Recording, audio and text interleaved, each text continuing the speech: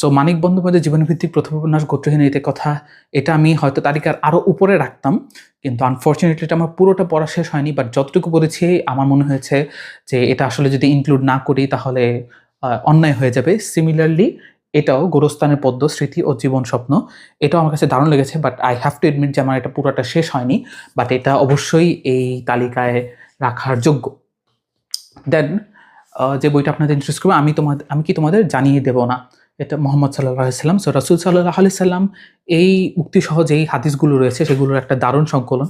এটা কুমিল্লার বইমেলা থেকে এনেছিলাম, অ্যান্ড আমি বলতে পারি যে আমি একটু রিগ্রেট করি না, because one of the finest books or Islamics book I bought in this year. Anyway, Obaid হকের লেখা তেল্লাচড়া, এটা ডিটেলস রিভিউ আছে, আপনারা দেখে নেবেন, বুঝতে পারবেন যে কেন এটা এক্সিলেন্ট অ্যান্ড এই লিস্টে আছে। কারফিউড নাইটস, বাশারত পীরের লেখা এই বইটি দারুণ একটি বই, অ্যান্ড আমি আপনাদেরকে স্ট্রংলি রেকমেন্ড করতে পারি কাশ্মীরি লিটারেচার নিয়ে journalistic point of view. And এটা অ্যাকচুয়ালি ফিকশন না, বাট আপনাদের journalist view of how they brought up, how they were brought up in Kashmir, এই জিনিসটা।